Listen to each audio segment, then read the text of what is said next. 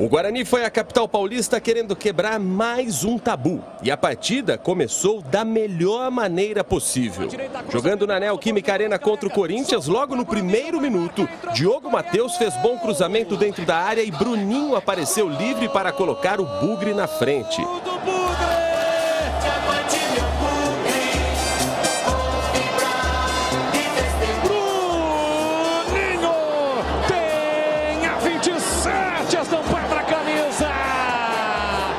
Na sequência, a equipe de Campinas chegou com perigo mais uma vez. Richard Rios puxou o contra-ataque, mas a finalização do volante colombiano não saiu com muita força. E com 10 minutos de jogo, o Corinthians foi ao ataque pela primeira vez. Luciano Castan perdeu a bola na pressão de Yuri Alberto e, na sequência, Renato Augusto viu Kozlinski fazer uma boa defesa. 5 minutos depois, outra boa chance para o Timão. Dessa vez, Roger Guedes foi quem parou no goleiro bugrino. Depois de tanta pressão, o Corinthians marcou nos acréscimos do primeiro tempo. Fagner fez bom lançamento para Renato Augusto, que cruzou no meio da área, para Roger Guedes balançar as redes. Do Corinthians!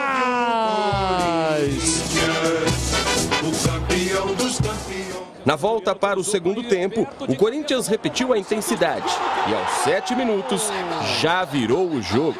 Após tabelinha com Fagner, Juliano cruzou a bola na área e Yuri Alberto escorou para Fábio Santos de cabeça colocar o Timão em vantagem na partida.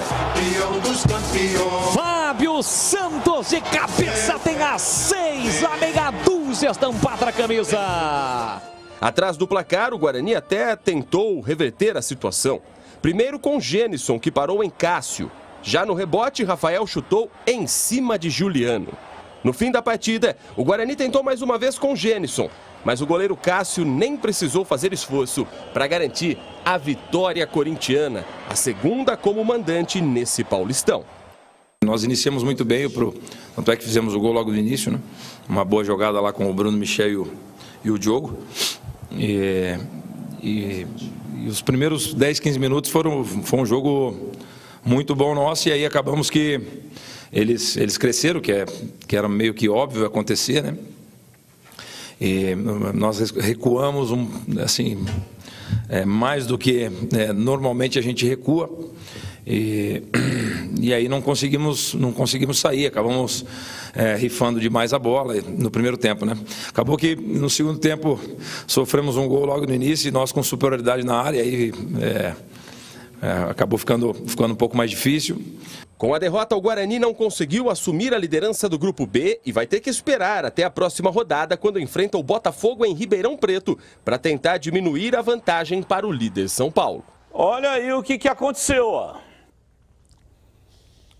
Cruzamento do Diogo Matheus, a bola passou pelo Nicolas Careca, mas não passou pelo Bruninho. Um gol de qualidade, ele domina com a direita e com a esquerda, tira do Cássio e coloca a bola na rede. O Guarani teve uns 12 minutos de bom futebol e teve 4 oportunidades nesse período.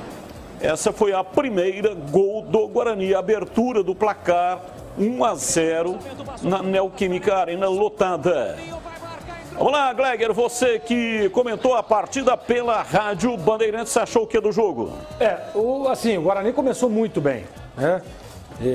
Pé no acelerador, partindo para cima. O Corinthians meio que assustou com esse gol aí, né? Só que o Guarani, na minha opinião, ele poderia ter mantido a mesma intensidade, né? Você vê que foi ali 12, 15 minutos pressionando, criando oportunidades, surpreendendo, não deixando o Corinthians jogar, não deixando o Corinthians respirar, porque a gente percebe no gol de empate do Corinthians a liberdade que tem o Fagner, né? Que ele dribla o Jamerson, passa ali, acho que é o Bruninho que está no lance, que é o homem da recomposição, fica olhando, né? E vai deixar o Fagner, jogador experiente, com toda a qualidade, pensar num jogo como esse, ganhando de 1-0, aí ele faz uma cavada, ele enxerga o Renato Augusto lá do outro lado, que também está sozinho, dentro da área, E o Renato Augusto vem, já inteligentemente percebe o Roger Guedes, que está sozinho dentro da grande área, faz o passe e ele empata o jogo. Então, assim, descuido, né? Num jogo onde você sai na frente, aí é que, olha, você tem que entrar concentradíssimo para um jogo desse. A hora que você faz 1 a 0 com 1 minuto de jogo, a concentração tem que dobrar. Tem que dobrar e você não pode deixar o time adversário crescer no jogo. Né? Porque aí o Corinthians ele começa a ficar mais com a bola, ele começa e os blocos ir subindo, adiantando a marcação, né? E o Guarani aceitando, onde ele teria que ter mantido a mesma intensidade, ter mantido, né, aquela pressão inicial que teve.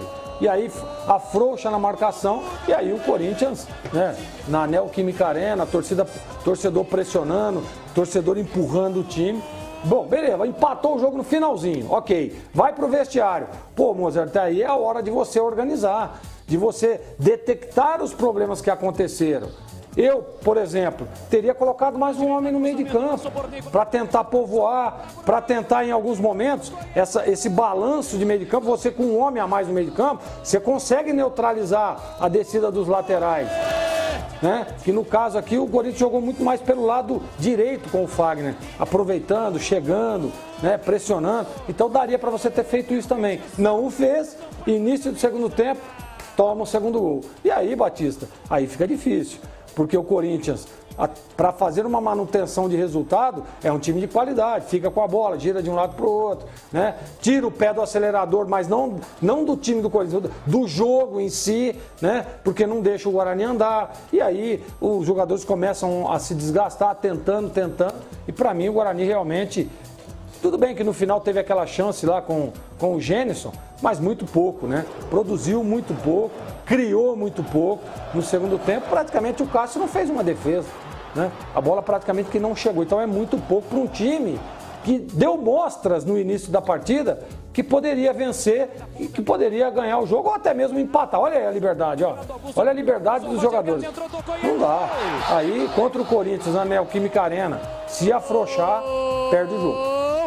Todo mundo olhando a bola, ninguém olha o nos dois gols, né? Nos dois gols assim. Exatamente. Fica todo mundo lá. Aí, ó. Segundo também, ó, o Diogo Matheus, ó. Ele tá olhando a bola e o Yuri Alberto dá uma casquinha ali, ela cai aqui na esquerda. Não tinha nenhuma marcação, pô, olha lá. O Fábio Santos. Cabeceia sem marcação. Fábio Santos. Aí ficou muito fácil. Então, esse erro tem sido recorrente no Guarani. Sempre estoura em cima do lateral. Isso já desde o ano passado, o ano anterior. Eu lembro de Ludic falhando em marcação e o Guarani tomando gol. Mas o CH, ontem o Mozart, na entrevista coletiva, ele elogiou o desempenho do time, dizendo que gostou do desempenho, claro, não gostou do resultado. Agora, desempenho não pontua, não é o desempenho que vai fazer com que o Guarani se classifique para a segunda fase, né? O que traz resultado positivo é equilíbrio. O Guarani não tem equilíbrio, ou pelo menos até agora não mostrou esse equilíbrio, não é? Alguns erros que foram cometidos diante do Ituano não foram cometidos diante do Corinthians. E diante do Corinthians foram cometidos erros que não foram cometidos contra o Ituano. Erros defensivos imperdoáveis. Com todo respeito ao Bruninho, que fez o gol, eu achei que ele foi muito bem no gol, mas o Jamerson trabalhou o jogo inteiro sobrecarregado. O Bruninho não ajuda na marcação e ajuda de uma maneira indevida. Ele não fecha os espaços, para no meio do caminho. Eu não estou defendendo ninguém, tá? Eu estou pontuando e também não estou arrebentando ninguém. É que durante muito tempo o Júlio César jogou pelo setor e recompunha. Para jogar desse jeito, e eu não estou dizendo que é a maneira correta de jogar, o sistema tático, precisa de um cara de canto, um cara extrema, um cara na ponta esquerda que ajude mais os laterais. Eu estou falando dos dois lados, tá? Do lado direito, o Guarani teve, mais ou menos, do lado direito, não é? E depois o lado esquerdo, o jogo todo, o Fagner, para mim, jogou como quis. E isso, o Gleger sabe melhor do que eu disso. Se você vacila, se você está jogando contra um time que desce inteiro, ou os laterais apoiam, o time joga em cima de você, se você não tem extremas que ajudem a marcação, tudo lá atrás desarruma. Tudo. Se tem um cara que para de marcar e o lateral passa, desarruma tudo. Então eu percebi um Guarani desarrumado, na volta para o segundo tempo principalmente. Se você perceber o gol do Fábio Santos, o Roger Guedes está... O Guarani jogou com 2 volantes, hein? O Roger Guedes, antes da cabeçada do Fábio Santos, ele está assim, ó, sinalizando para quem cruzou a bola que ele estava livre. Não tinha. Aonde estavam os volantes? Enfiados entre os zagueiros. Então, é coordenação de movimento, é capacidade de leitura de quem joga. É o seu Vilela que está lá, paixonite do treinador. A culpa foi do Vilela? Não. É uma soma de erros que levam a esse resultado final. O resultado da derrota. Escolhas equivocadas. Ah, estava cheio de desfalque. Tudo bem. Você quer uma coisa positiva do jogo? Não sei nem se vocês falaram isso na transmissão. O menino de 17 anos, o Rafael, que entrou, em 25 minutos, esse menino me passou, eu assisti o jogo pela televisão, hein? A impressão que ele tem que jogar de novo. Porque o que ele jogou em 25 minutos, ele joga mais que os 2 extremos do Guarani. Então eu estou falando de escolha de peças. Estava aí.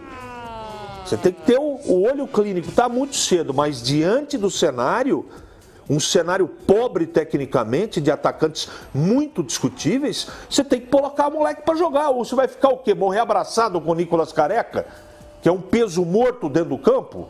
Estou dando um exemplo, hein? Tem mais para falar. Então eu estou falando das escolhas do treinador. Melhorou o desempenho, melhorou vontade, o time foi mais inteligente, estava mais arrumado, mas defensivamente não. Defensivamente o Guarani foi pior do que nas últimas 2 partidas. Resultado, derrota. Só vai chegar o resultado junto com o desempenho se tiver equilíbrio ofensivo e defensivo. Por enquanto o Guarani não tem esse equilíbrio, Batista. Guarani volta a jogar contra o Botafogo lá em Ribeirão Preto no sábado, 20h40, e Nicolas Careca saiu sentindo nesse jogo diante do Corinthians e pode se transformar em mais um desfalque. Já não tem Giovanni Augusto, que não participou ontem e não vai participar no sábado. Derek, contundido, também está fora. E está fora o Bruno José e agora também vai perder um Nicolas Careca. 4 titulares, hein? Ô Gleger, você que esteve lá dentro, jogou 20 anos, por que tantas contusões assim? Qual é o motivo de estar tendo tantas contusões no time do Guarani? Desequilíbrio muscular. Mas isso foi na pré-temporada? Porque assim, a gente sabe que cada atleta tem o seu biotipo muscular, digamos assim, né? E a carga, às vezes dada, é um pouco acima daquilo que o Giovanni Augusto, por exemplo, que o organismo dele aceitaria. E esse exame tem que ser feito. Nessa preparação. Por isso que quando se apresenta, olha, os 2, 3 primeiros dias são exames. Esses exames não é exame de sangue, tem também, né? Mas é exame muscular. É exame de quanto aquele jogador, se ele tem desequilíbrio da perna direita para a perna esquerda. Então isso aí é feito, um mapeamento nesses 2, 3 dias da apresentação. Né? E depois sim, a partir daí, tá com todos os laudos, com todos os exames, aí os preparadores físicos, o pessoal da fisiologia, faz o desenho daquilo que vai acontecer na pré-temporada. Né? Isso é fato. Isso é fato, que o que está acontecendo no Guarani é que foi dado um excesso demais e os atletas não estão aguentando. E detalhe, vai estourar, não tem jeito. Dos 4 que estão machucados, que vão desfalcar o time contra o Botafogo, 3 já estavam aí. Careca, Bruno José e Giovanni Augusto. Você sabe que o Giovanni Então essa Augusto... conversa, por exemplo, cada um chega de um jeito preparado da temporada passada porque veio de lugar X. Não. Dos 4 machucados tudo contusão muscular, né? Tudo contusão muscular. Só o Derek veio de fora. Do Nicolas Careca foi o adutor. Mas é carga, né? É muscular. É muscular. E assim, o Giovanni Augusto mesmo, falaram, ele tá com incômodo. Cara, o incômodo é um jogo só, o cara descansa. Depende, né? Não, mas se for apenas um incômodo, né? Então sinaliza de que o Giovanni Augusto deve ter tido alguma lesão, mesmo que seja grau 1, né? Mas, pô, já é o terceiro jogo que ele tá fora. Não participou do Ituano ontem o Corinthians e está fora também na Ribeirão Preto. Exatamente. Vai para o terceiro completar jogo. 3 jogos. E a gente está falando isso porque eles falam, todos que a gente está falando, para um elenco aí tá curto, eles vão fazer falta, estão fazendo falta. Demais. O Giovanni Augusto, por exemplo, não tem um substituto. Verdade. O Guarani hoje não tem Você lembra quando o Guarani tinha Andrigo e Regis, né? Então, machucava um, o outro era sempre ali no mesmo nível. Hoje o Guarani tem um jogador muito bom, que é o Giovanni Augusto, mas não tem um substituto. Tem o Richard Rios, que está fazendo a função. Mas ele não tem característica, é um baita de um jogador. Mas ele é um jogador que tem que vir de trás, né, Batista? Tá jogando ali à frente, correndo, ele luta, vai, briga, mas de criação, armação, de bola parada, como é o Giovanni Augusto, não tem. Pode ser esse Rafael Martins, né? Aliás, Rafael Freitas. Rafael Freitas. Aliás, me falaram que na Copa São Paulo ele estava jogando com o nome de Rafael Casabranca. Ele é de Casabranca, mas ontem não. Apareceu lá no press kit da assessoria de imprensa só como Rafael. Batista, eu não sei a sua opinião, mas eu gostei muito desse menino. Ele já tinha entrado bem, você se lembra, no último jogo contra a Chapecoense da Série B o ano passado, ele entrou, jogou lá, acho que uns 15, 20 minutos. Deu uma sapatada de fora da área. Foi o melhor em campo. Foi mesmo. O Guarani estava jogando uma péssima partida, ele entrou na Copa São Paulo e não foi bem. O primeiro jogo ele foi muito mal, inclusive perdeu a posição. Eu, por exemplo, acho que o Guarani cometeu um erro. Não tinha que ter levado ele para a Copa São Paulo. Nem ele, nem o Titi. Jogadores que deveriam estar integrados ao departamento profissional, se preparando, fazendo a pré-temporada para o Campeonato Paulista. Mas estão, Batista. Eles estão integrados. Ontem o Rafael participou, o Titi esses dias estava no banco. Tem que jogar a Taça São Paulo. Tem que ter ritmo de jogo. Você viu ontem aí, ó, ele entrou bem pra caramba esse menino. E se ele tivesse na pré-temporada só?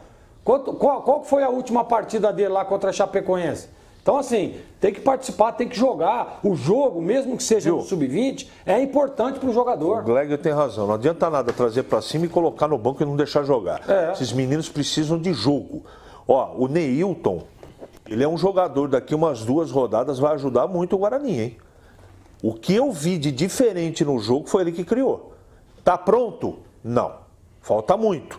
Mas ele é um jogador que quando tá no campo, não sei o que você achou do Neilton, Gleger. Eu já falei desde o primeiro lado eu acho que ele acrescenta. Não está pronto ainda, mas ele acrescenta. Tá sem ritmo, né? Mas ele é bom jogador. Vai ajudar. Vamos dar uma olhada aqui no Campeonato Paulista, né? Os jogos que estão programados. Tá aí o Corinthians 2, Guarani 1. Hoje tem 7 da noite no Nabi Abichedi. A Red Bull Bragantino e Ferroviária. O Ituano enfrenta o Palmeiras hoje, 7h30. Olha que jogaço, hein? Que excelente programa para os torcedores comparecerem lá no Estádio Novelli Júnior. Jogão, hein? Jogaço. Santo André e Botafogo hoje às 8h30 no Bruno José Daniel. Virando a página aqui da 4ª rodada. Santos e Água Santa hoje, 21h35, Vila Belmiro. São Bento e Inter de Limeira amanhã. Confronto regional, 15h30 no Walter Ribeiro, em Sorocaba. Mirassol e São Bernardo amanhã, 7h30. Lá em Mirassol, São Paulo e Portuguesa amanhã, 21h30 no Morumbi. Estes são os jogos. Dá uma olhada aqui na classificação rapidamente, só para a gente ir atualizando. Aí Botafogo e Santos hoje estariam classificados, mudando aqui para o grupo B. Muda aí, por favor, para o grupo B. Obrigado. São Paulo e Guarani estariam classificados. E aqui, ó, Mirassol e Água Santa em vermelho. Se o campeonato terminasse hoje, estariam rebaixados. O que vale é a classificação geral e não dentro do grupo. Para rebaixamento. Grupo C muda, por favor, o grupo C, só para a gente dar uma acelerada. Corinthians e São Bento estariam classificados. Ferroviária e Ituano tem 3 pontos. Mudando aqui para o grupo D. Vamos para o grupo D. Santo André e São Bernardo estariam classificados. Palmeiras e Portuguesa estão aí na briga.